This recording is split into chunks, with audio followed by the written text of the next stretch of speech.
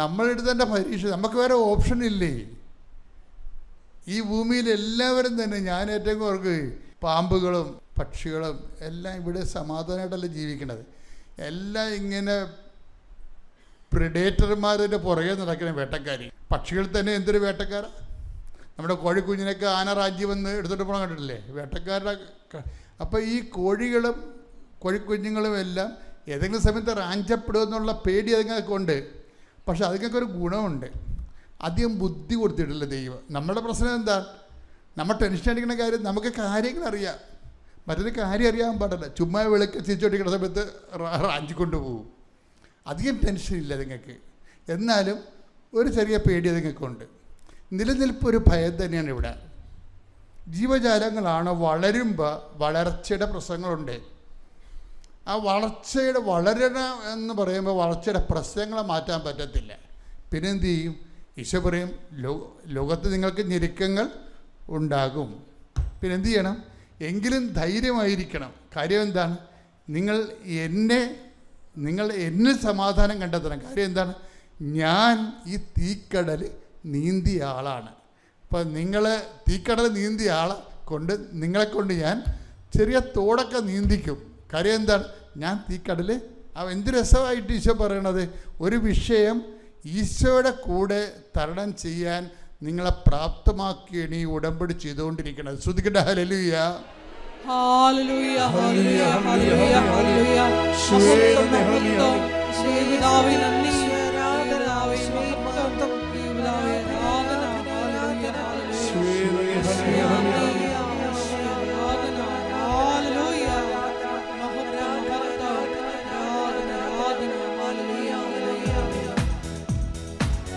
കൈയടിച്ചുകൊണ്ട്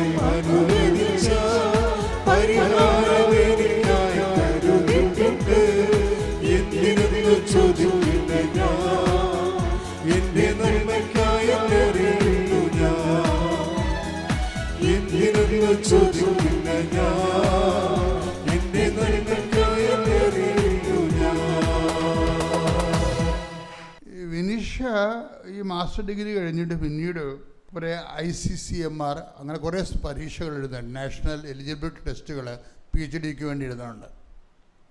ഇവളുടെ പ്രശ്നം എന്ന് വെച്ച് കഴിഞ്ഞാൽ ഇവള് മാസ്റ്റർ ഡിഗ്രി കഴിഞ്ഞിട്ട് പിന്നീട് PhD എടുക്കണം. അതൊരു പ്രോസസ്സിങ്ങാണ്. അതിന് പിന്നെ വല്ല അസിസ്റ്റൻ്റ് പ്രൊഫസറോ വല്ലതൊക്കെ ആയിട്ട് കയറാൻ പറ്റുമായിരിക്കും.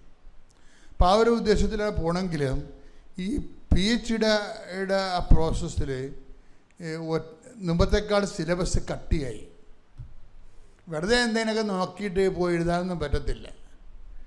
ചോദ്യങ്ങൾക്കെല്ലാം കൃത്യമായ മറുപടി കൊടുക്കണം. അതുപോലെ തന്നെ എല്ലാ വിഷയങ്ങൾക്കും ക്ലിയർ കട്ട് ആൻസർ കൊടുക്കണം. അപ്പോൾ ഇതൊക്കെ ഒന്നും ഇവൾക്ക് അറിയത്തില്ല. അപ്പം അതിൻ്റേതായിട്ടുള്ള കുറേ ടെൻഷനുണ്ട്. ഈ ടെൻഷൻ്റെ കൂടെ ഈ ഇങ്ങനെ ഓരോരോ ഇൻ്റർവ്യൂ, അതുപോലെ ഹോസ്പിറ്റല്, സ്കാനിങ്, ബയോപ്സി, ഇങ്ങനെ കുറേ കാര്യങ്ങൾ അതിൻ്റെ റിസൾട്ട് വരുന്നവരെ മനുഷ്യന്മാർക്കുണ്ടാകുന്ന ഒരു ടെൻഷനുണ്ട്.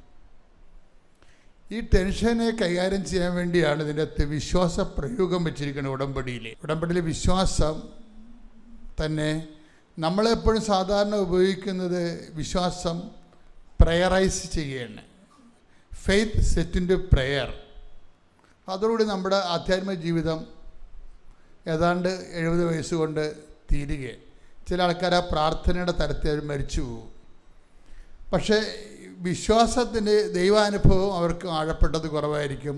ദൈവ സാന്നിധ്യം കുറവായിരിക്കും. ദൈവ സാന്നിധ്യമല്ല, അവർ ബ്ലെസ്സിങ്സ് തന്നെ. ദൈവത്തെ എന്തിനാണ് പ്രാർത്ഥിക്കുന്നത്, എന്തിനാണ് അനുഗ്രഹം. എനിക്കിപ്പോൾ അനുഗ്രഹം ആവശ്യമില്ലെന്നൊക്കെ പറയത്തില്ല ആൾക്കാർ. കാര്യം അങ്ങനെ കുറച്ച് കാര്യം സെറ്റപ്പുള്ള ആൾക്കാർ പറയും എനിക്ക് അനുഗ്രഹം ആവശ്യമില്ല, ഞാൻ പള്ളിയിൽ പോകണില്ലെന്ന്. അനുഗ്രഹത്തെ അല്ലല്ലോ ദൈവത്തെ എന്തിനാണ് നമ്മൾ തേടുന്നത്? ദൈവത്തിന് വേണ്ടിയാണ് തേടുന്നത്. അതാണ് വിഷയം. ദൈവത്തെ അനുഗ്രഹത്തിന് വേണ്ടിയല്ല തേടുന്നത്. ചില ഭിണ്ണന്മാർ പറയണത് എന്താണ്, എനിക്ക് ആവശ്യമില്ല, എൻ്റെ മക്കളെല്ലാം സെറ്റിലാണ്, ഞാൻ സെറ്റിൽഡാണ്, എനിക്ക് പെൻഷനുണ്ട്, എനിക്ക് ഒരു അനുഗ്രഹവും ആവശ്യമില്ല. കാര്യം അനുഗ്രഹമില്ല, ഞാൻ ഫിക്സഡ് ഡിപ്പോസിറ്റ് വെച്ചിരിക്കുകയാണ്, അതുകൊണ്ട് എനിക്ക് പള്ളിയിൽ പോകേണ്ട കാര്യമില്ല എന്ന് പറഞ്ഞ ആൾക്കാരുണ്ട്. ഭിണ്ണന്മാരാണ്. കാര്യം ചെറുക്ക് പൈസാകം തോറും ഭിണ്ണത്തരം കൂടിക്കൊണ്ടിരിക്കും. അത് അവരുടെ ചില മാങ്ങാണ്ടി അടുത്ത് പുഴു ഉണ്ടാവില്ല. ചില മാങ്ങാണ്ടി അത് ആ പുഴു എങ്ങനെ വന്നതാണത്? അത് കുഞ്ഞുനാളിൽ ആ മാങ്ങാണ്ടിയുടെ അകത്ത് പൂ വിരിയുമ്പോൾ തന്നെ പുഴു കൊണ്ടുവന്ന് മുട്ടയിടും. അത് മാങ്ങയുടെ ഒപ്പം അങ്ങോട്ട് വളരും. പഴം മാങ്ങ നമ്മൾ തിന്നാൻ നേരത്താണ് ഈ പുഴു, വലിയ പുഴു ചാടി പുറത്ത് വീഴുന്നത്. അതുപോലെയാണ് ചില ആൾക്കാർക്ക് കുഞ്ഞുനാളിൽ തന്നെ അവിശ്വാസം കടന്നു വരും. കുഞ്ഞുനാളിൽ തന്നെ അവിശ്വാസം വരും. ഒന്നെങ്കിൽ അപ്പൻ്റെ ജീവിതമായിരിക്കും, ചിലപ്പോൾ പാർട്ടി ജീവിതമായിരിക്കും. അവിടുത്തെ ഹൃദയത്തിൽ ഞാനൊരു വീട്ടിൽ വെഞ്ചരിക്കാൻ ചെന്നപ്പോഴുണ്ട് 3 തിരുക്കുടുംബം ഇരിക്കുക, മാർക്സ് ഏംഗൽസ് താടിയും വളർത്തിയിരിക്കും. ഞാൻ സാധനം നിങ്ങൾ വെഞ്ചരിക്കണ ഇത് പാട്ടിക്കുടുംബമാണെങ്കിൽ ഓക്കെ, എനിക്ക് പ്രശ്നമില്ല, എന്താ പ്രശ്നം, അത് നിങ്ങളുടെ ആധ്യാത്മിക വിഷയങ്ങളാണ്. നിങ്ങൾക്കിത് വെഞ്ചരിക്കണമെന്നുണ്ടെങ്കിൽ തിരുസുഖം പ്രതിഷ്ഠിക്കണമെന്ന് പറയും. അപ്പോൾ അതിൻ്റെ അകത്ത് അപ്പം അയാൾ അത് വെച്ച ആൾ ഇറങ്ങിപ്പോയി. പിന്നെ ഭാര്യ കൊണ്ടുവന്ന് രൂപം പ്രതിഷ്ഠിച്ച് വെഞ്ചരിച്ച്. അപ്പം കുഞ്ഞുനാൾ തന്നെ ഇത് കണ്ടാണ് കുഞ്ഞുങ്ങൾ വളരണത്. അപ്പോൾ ഈ പൂവിൻ്റെ അകത്ത് തന്നെ കൊണ്ടുവന്ന് നിരീശ്വരത്ത് തന്നെ മുട്ടയിട്ടിരിക്കുകയും. അപ്പോൾ ഇത് വളരുന്നതനുസരിച്ചതിൻ്റെ ഒപ്പം അപ്പം നിങ്ങൾക്ക് പലർക്കും ദൈവത്തെ കണ്ടെത്താൻ കഴിയാത്തതിൻ്റെ കാരണം കുഞ്ഞുനാളിൽ കിട്ടിയ ദൈവാനുഭവം ഇല്ലാത്ത മാതാപിതാക്കന്മാരുടെ വളർച്ചയാണ്. അത് ഇനിയുള്ള കാലത്ത് കൂടുകയുള്ളൂ, കുറയത്തില്ല. ഇനിയുള്ള കാലത്ത് കൂടുകയുള്ളൂ. കാര്യം നിങ്ങൾ മാതാപിതാക്കന്മാരുടെ ഏറ്റവും വലിയ ഡ്യൂട്ടി എന്ന് പറയണത് കുഞ്ഞുങ്ങൾക്ക് വിശ്വാസം കൈമാറി കൊടുത്താൽ നിങ്ങളുടെ കംപ്ലീറ്റ് ജോലി തീർന്ന്. നിങ്ങളുടെ അത് 12 വയസ്സ് വരെയാണ് എന്താ ടൈം. 12 വയസ്സ്, 13 വയസ്സല്ല, 12 വയസ്സ്. ഹല്ലേലൂയ, ഹല്ലേലൂയ, മഹത്വം, മഹത്വം,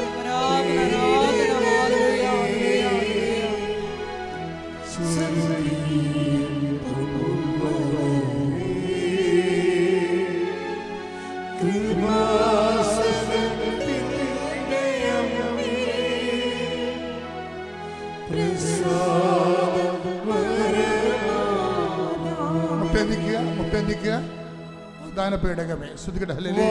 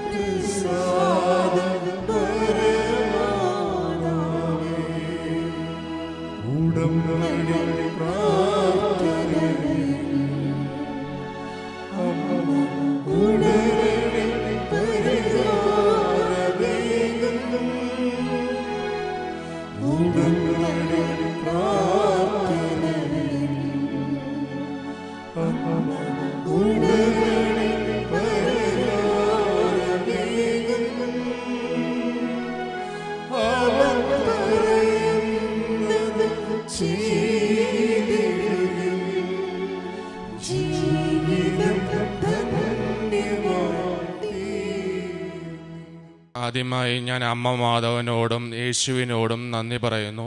എൻ്റെ പേര് പീറ്റർ. ഞാൻ കൊല്ലം നീണ്ടകര എൻ്റെ ഇടവക സെൻറ്റ് സെബാസ്റ്റ്യൻ ദേവാലയം. ഞാൻ ആദ്യമായി ഉടമ്പടി എടുക്കുന്നത് 2024 മെയ് മാസമാണ്. ഞാൻ ഈ കൃപാസനത്തിനെ പറ്റി അറിയുന്നത് എൻ്റെ വീടിൻ്റെ അയലത്തെ ചേച്ചി വഴിയാണ്. ചേച്ചി ഇങ്ങനെ പറഞ്ഞു, നീ കുറേ കാലമായി വിദേശത്ത് ട്രൈ ചെയ്യുന്നു, നിനക്കൊന്നും നടക്കുന്നില്ലല്ലോ, അതുകൊണ്ട് നീ കൃപാസനത്ത് പോയി ഉടമ്പടി എടുക്കാൻ പറഞ്ഞു. അപ്പോൾ ഞാൻ അമ്മയെടുത്ത് പറഞ്ഞു, അമ്മേ നമുക്ക് കൃപാസനം വരെ പോയി ഉടമ്പടി എടുത്താലോ എന്ന് പറഞ്ഞു. അപ്പോൾ ഞാൻ ആദ്യമായി വന്നത് ഞായറാഴ്ച ദിവസമായിരുന്നു. അപ്പോൾ വന്നത് അമ്മയും കുഞ്ഞമ്മയുമായിട്ടായിരുന്നു. അങ്ങനെ ഞാൻ വന്നു, ഇവിടെ പ്രാർത്ഥിച്ചിട്ട് പോയി. ഉടമ്പടിയെ പറ്റി എനിക്ക് ഒന്നും അറിയില്ലായിരുന്നു. പിന്നെ ഞാൻ എൻ്റെ ചേച്ചി ഗൾഫിൽ നിന്ന് വന്നപ്പോൾ ചേച്ചിയുടെ കൂടെ വന്നു. മെയ് മാസം ആയിരുന്നു ഉടമ്പടി എടുത്തത്. അപ്പം ഞാനും അളിയനും ആയിരുന്നു ഉടമ്പടി എടുത്തത്. ഉടമ്പടിയിൽ എൻ്റെ നിയോഗം ഞാൻ വെച്ചത് എനിക്ക് യൂറോപ്പിലേക്ക് പോകാനുള്ള ആഗ്രഹമായിരുന്നു. അങ്ങനെ ഞാൻ ഉടമ്പടിയിലെ നിയോഗം വെച്ചു. 2 വർഷത്തോളം ഞാൻ കാത്തിരുന്നു. ഒന്നും ആകുന്നില്ല. ഇങ്ങനെ വിഷമിച്ച് തളർന്നു ഇരുന്നിട്ടും ഞാൻ പ്രാർത്ഥനയിൽ തന്നെ ഒഴുങ്ങിയിരുന്നു. ഏകദേശം കുറേ കാലം എന്നെ ഏജൻസി ഇങ്ങനെ കളിപ്പിച്ചുകൊണ്ടേയിരുന്നു. അവരുടെ എപ്പോഴും പൈസ ചോദിക്കുമ്പോൾ പൈസ കൊടുക്കും. ഏകദേശം ഒരു 2 ലക്ഷത്തോളം രൂപ ഞാൻ കൊടുത്തിരുന്നു. പലിശയൊന്നും കൊടുക്കാനില്ലാതെ ഇങ്ങനെ ഒരുപാട് കടന്ന് ഓടി. എന്നിട്ടും അവർ ഇങ്ങനെ എന്നെ പറ്റിച്ചുകൊണ്ടേയിരുന്നു. പിന്നെ ഞാൻ പ്രാർത്ഥനയിൽ തന്നെ മുഴുങ്ങി മാതാവിനോട് എപ്പോഴും ഇങ്ങനെ കരഞ്ഞ് പ്രാർത്ഥിക്കുമായിരുന്നു, ദൈവമേ എന്നെ ഇങ്ങനെ ഇട്ട് ദ്രോഹിക്കല്ലേ, ഇങ്ങനെ എങ്ങനെയെങ്കിലും ഒരു കരയിൽ എത്തിക്കണമെന്നുള്ളൊരു ആഗ്രഹത്തിൽ ഇങ്ങനെ ഞാൻ എപ്പോഴും പ്രാർത്ഥിക്കുമായിരുന്നു. ഞാൻ പണ്ടിങ്ങനെ പ്രാർത്ഥിക്കാത്ത ഒരാളായിരുന്നു. ഒരു വിശ്വാസവും ഇല്ലായിരുന്നു. പള്ളിയിലൊന്നും പോകത്തില്ല, അങ്ങനെ കുമ്പസാരിക്കത്തില്ല, അങ്ങനെയുള്ള ഒരാളായിരുന്നു. ഇങ്ങനെയൊക്കെ ഇരിക്കുമ്പോൾ അമ്മയാണ് പറഞ്ഞത്, മോനെ നീ എന്തായാലും വിദേശത്ത് പോകാൻ ആഗ്രഹിക്കുന്നു, നീ ഒന്ന് കൃപാസനം വരെ പോയി ഒന്ന് പ്രാർത്ഥിക്ക്, നിൻ്റെ മാതാവ് കൈവിടത്തില്ല എന്ന് പറഞ്ഞു. അങ്ങനെ ഞാൻ അമ്മ പറഞ്ഞത് അനുസരിക്കാതിരുന്നില്ല. അമ്മ പറഞ്ഞതല്ലേ, എന്തായാലും പോവാം, മാതാവിന് എന്തായാലും കൈവിടത്തില്ല എന്നൊരോർത്ത് ഞാൻ പോയി. ഇവിടെ വന്ന് പ്രാർത്ഥിച്ചു. അങ്ങനെ എനിക്ക് പ്രാർത്ഥനയിൽ പറ്റി ഒന്നും അറിയത്തില്ലായിരുന്നു. എന്താണ് ഉടമ്പടി, എങ്ങനെയാണ് പ്രാർത്ഥന ഒന്നും അറിയത്തില്ലായിരുന്നു. ഞാൻ പിന്നെ പുതുക്കി കഴിഞ്ഞപ്പോഴാണ് മനസ്സിലാവുന്നത് ഇങ്ങനെയൊക്കെയാണ് കാര്യങ്ങൾ ചെയ്യേണ്ടത്. അങ്ങനെ പുതുക്കി, അങ്ങനെ ഞാൻ വെയിറ്റ് ചെയ്തു. പിന്നെയും എൻ്റെ 1 വർഷം വെറുതെ പോയി. 2025 എനിക്കൊന്നും ആയില്ല. ഓരോ ഏജൻസിയിൽ കൊടുക്കുമ്പോൾ ഓരോ 7 മാസം 1 വർഷമാണ് എൻ്റെ സമയം വേസ്റ്റായിക്കൊണ്ടിരിക്കുക. നാട്ടിലാണെങ്കിൽ ആൾക്കാർ ചോദിക്കും, മോനെ നിനക്ക് ഒന്നും ആയില്ലേ, ഒന്നും പോകുന്നില്ലയോ, ഇങ്ങനെ ചോദിക്കുമ്പോൾ എനിക്ക് ഭയങ്കര വിഷമമാണ്. എന്നാലും ഞാൻ ഇങ്ങനെ വെയിറ്റ് ചെയ്ത് നിൽക്കും, ദൈവം എനിക്ക് ഒരു അവസരം തരും. അതിനു വേണ്ടി ഞാൻ കുറേ കാലം ഓടി നടന്ന് ഇങ്ങനെ എൻ്റെ ജീവിതം പാഴായിക്കൊണ്ടിരിക്കുകയായിരുന്നു. അങ്ങനെ എനിക്ക് ജോലിയൊന്നുമില്ലായിരുന്നു. എനിക്ക് പപ്പ ഫിഷർമാനാണ്. അപ്പം ഞാനും ഇങ്ങനെ ഫിഷർമാൻ്റെ ജോലിക്കൊക്കെ പോകുമായിരുന്നു. അപ്പം പപ്പ എനിക്കൊരു വലയൊക്കെ ഉണ്ടാക്കി തന്നു. ഞാനും അങ്ങനെ വീശാനൊക്കെ പോയി കുറച്ച് എൻ്റെ ചിലവിനുള്ള കാശൊക്കെ ഞാൻ ഒപ്പിക്കുമായിരുന്നു. അങ്ങനെ ഞാൻ കുറേ ധ്യാനകേന്ദ്രത്തിലൊക്കെ പോകുമായിരുന്നു. അവസാനമായി ഞാൻ ജനുവരി 18 ധ്യാനം കൂടിയത് അണക്കര ധ്യാനകേന്ദ്രത്തിലാണ്. അവിടെ എൻ്റെ ജീവിതത്തിലെ ഏറ്റവും വലിയൊരു അനുഭവമാണ് ഞാൻ ആ ധ്യാനകേന്ദ്രത്തിൽ കണ്ടത്.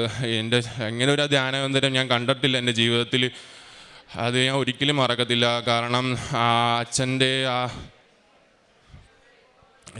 ആ ഒരു അനുഭവം ഒരിക്കലും മറക്കത്തില്ല.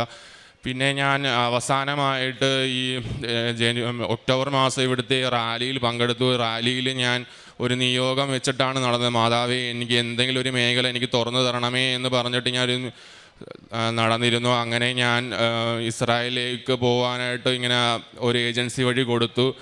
അപ്പോൾ ഞാനിങ്ങനെ നമ്മുടെ പള്ളിയിൽ എത്തിയപ്പോഴത്തേക്ക് പെട്ടെന്ന് എനിക്കൊരു കോള് വന്നു. അവർ പറഞ്ഞു നാളെ തന്നെ എറണാകുളത്ത് വരണം, നിങ്ങൾക്ക് നാളെ ഒരു ഇൻ്റർവ്യൂ ഉണ്ടെന്ന് പറഞ്ഞു. അപ്പോൾ ഞാൻ പറഞ്ഞു എനിക്ക് പറ്റത്തില്ല വരാൻ, എനിക്കിപ്പോൾ തന്നെ ഞാൻ ടയേർഡാണ്, അതുകൊണ്ട് എനിക്ക് വരാൻ പറ്റത്തില്ലെന്ന് പറഞ്ഞ് ഞാനത് മാറ്റി. പക്ഷേ അത് പോകാതിരുന്നത് വളരെ ഉപകാരമായി. അവരൊരു ഫേക്ക് ഏജൻസി ആയിരുന്നു. അങ്ങനെ ഞാൻ വെയിറ്റ് ചെയ്ത് നിന്നു. അങ്ങനെ നവംബർ 13 എനിക്കൊരു പെട്ടെന്നൊരു ഇൻ്റർവ്യൂ ഉണ്ടെന്ന് പറഞ്ഞ് കൊല്ലത്തെ ഏജൻസിയിൽ നിന്നൊരു വിളി വന്നു. അങ്ങനെ ഞാൻ പെട്ടെന്ന് തന്നെ എൻ്റെ ബയോഡേറ്റയും കാര്യങ്ങൾ അയച്ചു കൊടുത്തു. അവർ പറഞ്ഞു 13 2 മണിക്ക് ഇൻ്റർവ്യൂ ആണ്, നിങ്ങളെല്ലാം പ്രിപ്പയറായിട്ടിരിക്കണമെന്ന് പറഞ്ഞു. ഞാൻ ശരിയെന്ന് പറഞ്ഞു. അങ്ങനെ ഞാൻ എല്ലാം പെട്ടെന്ന് 3 മണി ആയപ്പോഴത്തേക്കും ഒരു വീഡിയോ കോളിൽ വന്നു. ഇൻ്റർവ്യൂ അറ്റൻഡ് ചെയ്തു. ഇൻ്റർവ്യൂ എനിക്ക് കിട്ടുകയും ചെയ്തു. ഞാൻ ഒട്ടും പ്രതീക്ഷിക്കാതിരുന്നൊരു ഇൻ്റർവ്യൂ ആയിരുന്നു. എനിക്ക് ഒട്ടും പ്രതീക്ഷയില്ലായിരുന്നു. ഞാൻ മാതാവിൽ സമർപ്പിച്ച് പ്രാർത്ഥിച്ചു, മാതാവ് ഈ ഇൻ്റർവ്യൂവിനെ എങ്ങനെയും അപ്പുറത്തോട്ട് എത്തിക്കണമേ എന്ന് പറഞ്ഞു. മാതാവ് അത് കൈവിടാതെ എന്നെ എങ്ങനെയും അത് എത്തിച്ചേർത്തു. ഇപ്പോൾ പിന്നെ ഇൻ്റർവ്യൂ കഴിഞ്ഞതിന് ശേഷം നമ്മൾ പ്രീ മെഡിക്കൽ എന്ന് പറയുന്ന സംഭവമുണ്ട്. ആ പ്രീ മെഡിക്കൽ നാട്ടിൽ നമുക്ക് എന്തെങ്കിലും മെഡിക്കൽ ഇഷ്യൂസ് ഉണ്ടെങ്കിൽ നമുക്ക് ഒരു കാരണവശാലും ഇസ്രായേലിലോട്ട് പോകാൻ പറ്റത്തില്ല. അപ്പോൾ മെഡിക്കൽ എടുക്കാൻ പറഞ്ഞു. മെഡിക്കൽ എടുത്ത് ഒരാഴ്ച കഴിഞ്ഞപ്പോഴത്തേക്കും പെട്ടെന്ന് എൻ്റെ CBC കൗണ്ടെന്ന് പറഞ്ഞ് കൂടുതലാണെന്ന് പറഞ്ഞ് പ്രശ്നമായിരുന്നു. അതായത് നമ്മുടെ പ്ലേറ്റ്ലെറ്റ് കൗണ്ട് കുറച്ച് കൂടുതലാണെന്ന് പറഞ്ഞു. അതെല്ലാം സാധാരണ മനുഷ്യന്മാർക്കും വരുന്നതാണ്. അത് ഏജൻസിയിൽ അവർക്ക് എന്നെ പ്രശ്നമാക്കി.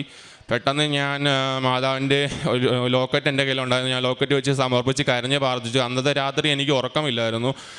ഉറക്കമില്ലാതെ ഞാൻ എൻ്റെ ബൈബിൾ എടുത്ത് വചനങ്ങൾ വായിച്ച് ഉറങ്ങി. പിറ്റേ ദിവസമായപ്പോൾ ഏജൻസിയിൽ നിന്ന് പറഞ്ഞു, പീറ്റർ നിനക്ക് ഒരു കുഴപ്പമില്ല, നീ എത്രയും പെട്ടെന്ന് പൈസ അഡ്വാൻസ് ഇടാൻ പറഞ്ഞു. അങ്ങനെ അഡ്വാൻസ് ഇട്ടു. അവർ എല്ലാ പ്രോസസ്സിങ്ങും വളരെ പെട്ടെന്നായിരുന്നു. എല്ലാം വളരെ മനോഹരമായി നടന്നു. പിന്നെ അഫിഡവിറ്റും കാര്യങ്ങളെല്ലാം ചെയ്തു കഴിഞ്ഞ് ഡിസംബർ 29 മത്താശ വന്നു. മത്താശ വന്നു കഴിഞ്ഞിട്ട് ഞങ്ങളുടെ അടുത്ത് പറഞ്ഞു ജനുവരി മാസം തന്നെ നിങ്ങൾ കയറണമെന്ന് പറഞ്ഞു. അങ്ങനെ ജനുവരി മാസം ഞങ്ങൾ ബോംബെയിലോട്ട് പോയി. ബോംബെയിൽ ഞങ്ങൾ 7 പേരുമായിട്ടാണ് പോയത്. ആ 7 പേരിൽ 4 പേര് ഉടമ്പടി എടുത്ത വ്യക്തികളാണ്. അത് തന്നെ ദൈവത്തിൻ്റെ മാതാവിൻ്റെ വളരെ ഒരു അനുഗ്രഹമായിരുന്നു. ഞങ്ങൾ അവിടെ ചെന്നപ്പോൾ ഞങ്ങൾക്ക് പ്രാർത്ഥിക്കാനായിട്ട് എന്തെങ്കിലും സൗകര്യമുണ്ടോ എന്നുള്ളൊരു ടെൻഷനിലായിട്ടാണ് ഞങ്ങൾ പോയത്. പക്ഷേ അവിടെ നിന്ന് ഏറ്റവും വലിയ അത്ഭുതം എന്ന് പറഞ്ഞത് അവിടെ യേശുവിൻ്റെ ഒരു കുരിശും എല്ലാം ഉള്ളൊരു കുരിശടി ഉണ്ടായിരുന്നു. അവിടെ കൃപാസന മാതാവിൻ്റെ ഒരു ഹിന്ദിയിലെ പേപ്പർ ഞാൻ കിടക്കുന്ന കണ്ടു. മാതാവിൻ്റെ ഒരു രൂപവും എല്ലാം അവിടെ ഉണ്ടായിരുന്നു. വളരെ ഒരു അനുഭവമായിരുന്നു. കലീന റെസിഡൻസി എന്ന് പറഞ്ഞ സ്ഥലത്താണ് ഞങ്ങൾ സ്റ്റേ ചെയ്തത്. 26 ദിവസം ഞങ്ങൾ അവിടെ ആയിരുന്നു. ഞങ്ങൾക്ക് 4 പേർക്കും ഒരുമിച്ച് ഞങ്ങൾ വെളുപ്പിനെ 5:30 തന്നെ എഴുന്നേക്കും. അച്ഛൻ്റെ ഓൺലൈനിലൂടെയാണ് ഞങ്ങൾ പ്രാർത്ഥിക്കുന്നത്. അതിനുശേഷം ഞങ്ങൾ എല്ലാവരും ഒരുമിച്ചിരുന്ന് കൊന്ത പഠിക്കുകയും എല്ലാം ചെയ്യുമായിരുന്നു. എൻ്റെ ജീവിതത്തിൽ ഇങ്ങനെ ഒരു അനുഭവം ഞാൻ ഉണ്ടായിട്ടേ ഇല്ല. ഞാനിങ്ങനെ കൊന്ത പഠിക്കാനൊന്നും ഇരിക്കാത്തൊരു വ്യക്തിയായിരുന്നു. ഇങ്ങനെ ചുമ്മാ അപ്പനും അമ്മയ്ക്കും വായിക്കാനും എഴുതാനും അറിയത്തില്ലായിരുന്നു. അങ്ങനെ അവരാണ് വീട്ടിൽ അവരായ രീതിയിൽ അവർ പ്രാർത്ഥിക്കും. പക്ഷെ ഞാൻ അതിലൊന്നും ഉൾപ്പെടാതെ മാറിയുന്നൊരു വ്യക്തിയായിരുന്നു. കൃപാസനത്തിൽ വന്നതിന് ശേഷമാണ് ഞാൻ കൊന്തയിലൊക്കെ കൊന്ത പഠിക്കാനൊക്കെ തുടങ്ങിയത്. ഇപ്പോൾ ഞാനാണ് വീട്ടിലെല്ലാ കാര്യങ്ങളും ലീഡ് ചെയ്യുന്നത്, കൊന്ത പഠിക്കാനും കാര്യങ്ങളെല്ലാം ചെയ്തുകൊണ്ടിരിക്കുന്നത്. അത് തന്നെ എൻ്റെ ജീവിതത്തിൽ ഏറ്റവും വലിയ മാറ്റം തന്നെ ആയിരിക്കുന്നു. ഞാൻ ബൈബിൾ ഇതുവരെ കൈകൊണ്ട് തൊടാത്തൊരു വ്യക്തിയായിരുന്നു. ഇപ്പോൾ എനിക്ക് ബൈബിളിലെ വചനം വായിക്കാതെ ഉറങ്ങാൻ പറ്റാത്തൊരു വ്യക്തിയാണ്. അങ്ങനെ ഒരു ജീവിതത്തിലാണ് ഇപ്പോൾ ഞാൻ പോയിക്കൊണ്ടിരിക്കുന്നത്. പിന്നെ ഈ കൃപാസനത്തിൽ വന്നതിന് ശേഷം ഉടമ്പടി ദേശമാണ് ഞാൻ ഈ കുമ്പസാരം എന്ന കൂദാശയോട് ഏറ്റവും ബഹുമാനം തോന്നുന്നത്. കാരണം പാപം ചെയ്തിട്ടുണ്ടെങ്കിൽ ഞാൻ കുർബാന എടുക്കാനായിട്ട് പോകത്തില്ല. എപ്പോഴും ഞങ്ങളുടെ നാട്ടിൽ ദിവ്യബലിക്ക് ഡെയിലി കുർബാനയ്ക്ക് പോകുമ്പോൾ അവിടുത്തെ ചേച്ചിമാർ ഞങ്ങളുടെ അമ്മയെടുത്ത് പറയും, മോൻ എല്ലാ ദിവസവും വന്ന് കുമ്പസാരിക്കുന്നല്ലോ, മോൻ എന്ത് പറ്റി. അപ്പോൾ അമ്മ പറയും, അവൻ കൃപാസനത്തിൽ പോയി ഉടമ്പടി ചെയ്തതിന് ശേഷം അവിടെ 2 ആഴ്ച കൂടുമ്പോൾ എപ്പോഴും കുമ്പസാരിക്കണം, അതുകൊണ്ടാണ് അവൻ അങ്ങനെ കുമ്പസാരിക്കുന്നത്, നല്ലതാണെന്ന് പറയും. അപ്പോൾ എല്ലാവരും വന്ന് വീട്ടിൽ പറയും, മോനെ ഒന്നും ശരിയായില്ലേ, പോകാനൊന്നും ശരിയായില്ലേ. അപ്പോൾ ഞാൻ പറയും, അമ്മ എല്ലാം മാതാവ് നമ്മളെ കാക്കും, ഒരിക്കലും കൈവിടത്തില്ല എന്ന് പറഞ്ഞു. അങ്ങനെ ഞാൻ ഈ ഇസ്രായേലിലോട്ട് പോകുന്ന കാര്യം എല്ലാം ശരിയായി ഞാൻ സ്റ്റഡി ചെയ്തു. നല്ല ഏജൻസി ഏതാണ് എന്നുള്ളൊരു ടെൻഷൻ ഉണ്ടായിരുന്നു. എന്ന് വെച്ചാൽ ഈ ഒരു ഹ്യൂജ് എമൗണ്ടാണ് നമുക്ക് ഇസ്രായേലിലോട്ട് പോകാനായിട്ട്. ആ പോകുന്നതിന് മുമ്പ് നമ്മുടെ ഡോക്യുമെൻറ്റ്സും കാര്യങ്ങളെല്ലാം ശരിയാക്കണം. ആ ഡോക്യുമെൻറ്റ്സിൽ ആദ്യത്തെ എൻ്റെ പ്രശ്നം എന്ന് പറഞ്ഞാൽ എൻ്റെ ബർത്ത് സർട്ടിഫിക്കറ്റിൽ പപ്പായുടെ പേര് വീട്ടിൽ വിളിക്കുന്ന പേരായിപ്പോയി. അതാണ് വലിയൊരു പ്രശ്നമായിരുന്നു. അങ്ങനെ അത് മാറ്റാൻ വേണ്ടി ഞാൻ കുറേ കടന്നു ഓടി. പെട്ടെന്ന് തന്നെ ഞാൻ മാതാവിനോട് വിളിച്ചപേക്ഷിച്ച്, മാതാവ് ഇത് എങ്ങനെയെങ്കിലും 1 മാസത്തിനുള്ളിൽ എനിക്ക് ശരിയാക്കി തരണമേ എന്ന് പറഞ്ഞു. കാരണം ഒരിടത്ത് ഇൻ്റർവ്യൂ നടക്കുന്നു, ഒരിടത്ത് ഈ സംഭവം നടക്കുന്നു. കാരണം ഇലക്ഷൻ്റെ തിരക്ക് കാരണം ഈ ഡിലേ വരുന്നുള്ള ടെൻഷൻ ഉണ്ടായിരുന്നു. അങ്ങനെ ഞാൻ പല വാതികളിൽ മുട്ടി. അങ്ങനെ മാതാവായിട്ട് എനിക്കത് 1 മാസം കൊണ്ട് തന്നെ എത്രയും പെട്ടെന്ന് തന്നെ എനിക്ക് എൻ്റെ ബർത്ത് സർട്ടിഫിക്കറ്റ് ശരിയാക്കി തന്നു. അതൊന്നും എൻ്റെ ഒരു ഭാഗ്യം, എൻ്റെ ഒരു കഴിവ് കൊണ്ടൊന്നും അല്ല ഞാൻ ഇപ്പോൾ ഈ സന്നിധി നിൽക്കുന്നത്. മാതാവിൻ്റെ ഒരു കൃപ കൊണ്ട് മാത്രമാണ് ഞാൻ ഇവിടെ നിൽക്കുന്നത്. എല്ലാം ശരിയാക്കി തന്ന മാതാവിനോടും നന്ദി പറയുന്നു. ഒരിക്കലും ഞാൻ ഇങ്ങനെ എത്തുമോ, എവിടെ എത്തിച്ചേരുമോ എന്നും എനിക്ക് അറിയത്തില്ലായിരുന്നു. ഒന്നും നടക്കത്തില്ല എന്നുള്ളൊരു ചിന്തയായിരുന്നു എൻ്റെ മനസ്സിൽ. എപ്പോഴും ആകുലതയായിരുന്നു. മാതാവിനോടും അമ്മയോടും യേശുവിനോടും നന്ദി പറയുന്നു. പിന്നെ ഞാൻ കാരുണ്യ പ്രവൃത്തി എന്ന് പറഞ്ഞത് ഞാൻ എല്ലായിടത്തും പോകുമായിരുന്നു. കുടുംബടി പത്രം കൊടുക്കുമായിരുന്നു. പിന്നെ അനാഥാലയത്തിൽ പോയി ഫുഡൊക്കെ കൊടുക്കുമായിരുന്നു. സിസ്റ്റർ മഠത്തിലൊക്കെ പോകുമായിരുന്നു. എൻ്റെ ജീവിതത്തിൽ ആത്മീയ മാറ്റങ്ങൾ വന്നെന്ന് പറഞ്ഞാൽ ഞാൻ വചനങ്ങൾ ഒട്ടും വായിക്കാത്തൊരു വ്യക്തിയായിരുന്നു. വചനങ്ങൾ വായിച്ചു തുടങ്ങി, വചനത്തിൽ സ്നേഹിക്കാൻ തുടങ്ങി. ഞാൻ എപ്പോഴും വായിക്കുന്നൊരു വചനമുണ്ട്, അവൻ ഇസ്രായേൽ ദൈവത്തോട് പ്രാർത്ഥിച്ചു, ദൈവമേ എന്നെ അനുഗ്രഹിച്ച് എൻ്റെ അതിരുകൾ വിസ്തൃതമാക്കണമേ, അങ്ങയുടെ കരം എന്നോട് കൂടിയായിരിക്കണമേ, വിപത്തുകളിൽ നിന്ന് എന്നെ കാത്തുകൊള്ളിച്ചണമേ. ആ വചനം എന്നെ വലുതാളതായി ടച്ച് ചെയ്തൊരു വചനമാണ്. ആ വചനം എന്നും ഞാൻ മുടങ്ങാതെ വായിക്കുന്നൊരു വചനമാണ്. യേശുവിനോടും യേശു മാതാവിനോടും ഞാൻ നന്ദി പറയുന്നു. ഈശോ മിശിഹായ്ക്ക് സ്തുതിയായിരിക്കട്ടെ. ഈശോയ്ക്കും മാതാവിനും അനേകായിരം നന്ദി പറയുന്നു. എൻ്റെ പേര് ലിഖിത NX. ഞാൻ പെരുമ്പടപ്പ് സാന്താക്രൂസ് ഇടവക അംഗമാണ്. ഇതെൻ്റെ ഹസ്ബൻഡാണ്, ആൻ്റണി ജയൻ എന്നാണ് പേര്. ഞങ്ങൾ 2025 ജാനുവരിയിലാണ് ആദ്യമായി ഇവിടെ വന്ന് ഉടമ്പടി എടുത്തത്. ഹസ്ബൻഡിൻ്റെ ആൻറ്റിയും അങ്കിളുമാണ് ഇവിടെ ഞങ്ങളെ കൊണ്ടുവന്നതും ഉടമ്പടി എടുപ്പിച്ചതും. ഇതെൻ്റെ രണ്ടാമത്തെ സാക്ഷ്യമാണ്. എൻ്റെ ആദ്യത്തെ സാക്ഷ്യം രോഗി സൗഖ്യമായിരുന്നു. ഈ സാക്ഷ്യം എനിക്കൊരു ജോലി വേണം എന്ന് ഹസ്ബൻഡിനൊരു അതിയായ ആഗ്രഹമായിരുന്നു. എപ്പോഴും എന്നോട് പറയും, നീ ഒരു ജോലി വാങ്ങണം, അതെൻ്റെ ഒരു ആഗ്രഹമാണ്. എന്നെ കോച്ചിങ് സെൻറ്ററിലൊക്കെ കൊണ്ടുപോയാക്കും. എനിക്ക് തോന്നുന്നു എറണാകുളത്തുള്ള ഒട്ടുമിക്ക കോച്ചിങ് സെൻറ്ററിലും ഞാൻ കോച്ചിങ്ങിനായിട്ട് പോയിട്ടുണ്ട്, എക്സാം എഴുതിയിട്ടുണ്ട്. പക്ഷെ എക്സാം ഒന്നും എനിക്ക് കിട്ടാറില്ല. കാരണം വേറെ ഒന്നുമല്ല, ഞാൻ പഠിക്കാറില്ല. വേറൊന്നുമല്ല, എനിക്ക് പഠിക്കാൻ തോന്നാറില്ല. എൻ്റെ ആഗ്രഹം ഇതാണ്. എനിക്ക് മറ്റുള്ളവർക്ക് നന്ദി ചെയ്യാനും പ്രേക്ഷിത പ്രവർത്തനം ചെയ്യുവാനും രോഗികളെ സന്ദർശിക്കാനും ഇതൊക്കെയാണ് എൻ്റെ ആഗ്രഹം. ഞങ്ങൾ രണ്ടുപേരും കൂടി അതൊക്കെ ചെയ്യാറുമുണ്ട്. കാരണം ഉടമ്പടി എടുത്തതിൻ്റെ ഫലമായി അത് നമ്മൾ ചെയ്യേണ്ടതാണ്. ഞങ്ങൾ രണ്ടുപേരും കൂടി അത് ചെയ്യാറുമുണ്ട്.